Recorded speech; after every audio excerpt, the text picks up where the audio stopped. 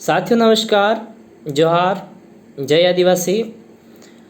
विश्व आदिवासी दिवस हम समूचे मानव समुदाय को क्यों मनाया जाना चाहिए, ये बात मैं आपको बताना चाह रहा हूँ।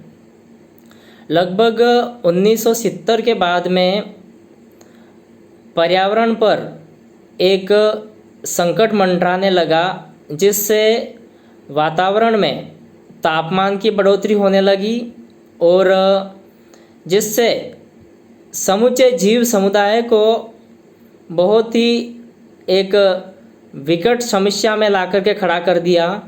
तो जिसको लेकर के दुनिया के सभी देश एक जगह एकत्रित होकर के इस विकट समस्या के बारे में गहन मंथन करने लगे, जिसको पृथ्वी बचाने का सम्मेलन जो रियो जेनेरो में बैठक आयोजित हुई, जिसमें विश्व के सभी देशों के राष्ट्राध्यक्ष, प्रधानमंत्री, समाज सेवक और राजनीतिक विद्वान, वैज्ञानिक, विश्व के पर्यावरण विशेषज्ञ, काफ़ी सारे लोग मिलकर के एक साप्ताहिक बैठक हुई। उसमें गहन अध्ययन और मंथन के बाद में इस विश्व के 68 देशों में से 400 प्रतिनिधियों ने ये माना कि इस धरती को बचाना हो, इस पर्यावरण को बचाना हो, तो आदिवासियों की संस्कृति से ही धरती को बचाया जा सकता है।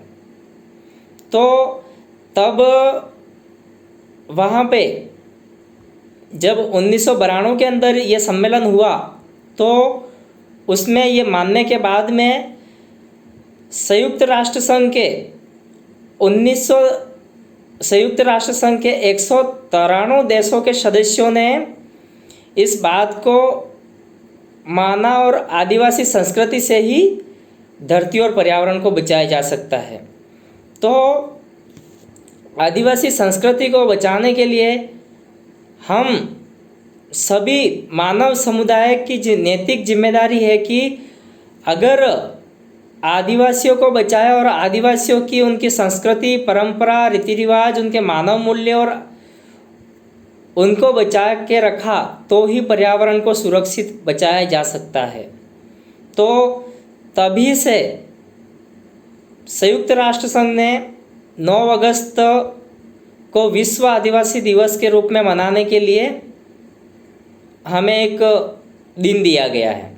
तो उस दिन हम आदिवासी जो कि प्रकृति और पर्यावरण को बचाने की बात करता है, उसके जितने भी मानव मूल्य, संस्कृति, परंपराएं, रीति रिवाज जो प्रकृति पर आधारित है, पर्यावरण पर आधारित है, पर्यावरण को बचाने के लिए है, तो उसको प्रदर्शित करके और उसके आधार पर हमें प्रकृति और पर्यावरण को बचा सकते हैं, समूचे जीव समुदाय को बचा सकते हैं।